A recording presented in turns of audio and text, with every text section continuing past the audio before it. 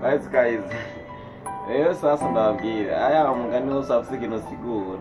Umugani afite ikintu sigura buri kintu cyose cyitwa umugani cyangwa igitito nikizira ubusa ni nk'ijambo ry'Imana bamuntu. Nubona ijambo ry'Imana rije mu rusengero nuzo bibaze ngo ryahaje uvuga ngo umugozi w'Imana ngo urumva nyine ngo basi ngo niryo ari yumva yotubwira hajya riba rije gukubita ikintu mu rusengero. Rero n'umugani wose afite icyo sigura. Reka ndabakarorero basi bavuze iyo bavuze basi ati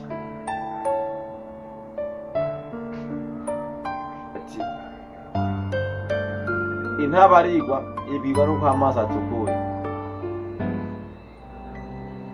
Okay, wowe muramuca mwumva ni ngo uroroshe ikaza n'ubundi ugoye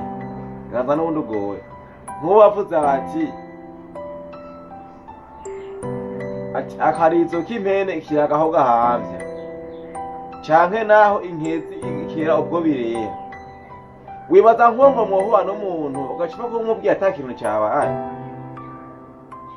Imigani nk'iyo bakunda kuyica iyo umuntu aba ashomeye akagura utuntu kugira ngo yifashishe akora ikintu abantu bamutwenza ati mugabo ivyo bintu uri kurakora kwari bibi cyane kwari bitoyi.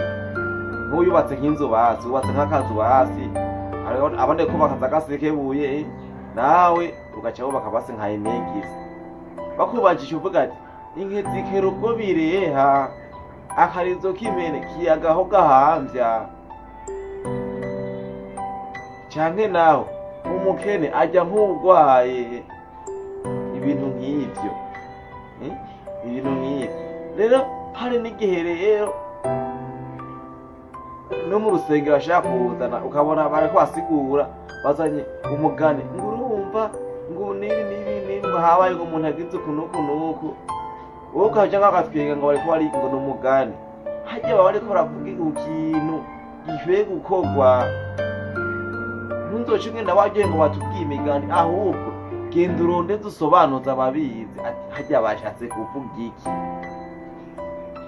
Wowe uzana ngo urumva ngo batubwiye umugani bakubwiye umugani nyene mugahaye batanze icigwa kugira ngo nawe utwarane ikintu ugende wiyumvire kuko bashitse badudurirako waho nyene twati wo binegura canke mugabo ugende nyene kakujyemo kunyengere nyene kunyengetere nk'ivyo guys. Nawe nimba akantu haguhimbaye followinga kora kuri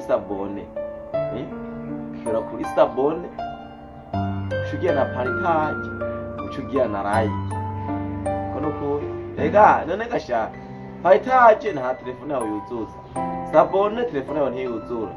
Urumva nugufasha basi nugufasha nyene fasha na je gufashe kize baje muteze imbere ko bimeze. Uyu mwaka wa 2025 suwinzigo ni gukorana neza mufashanya. Yego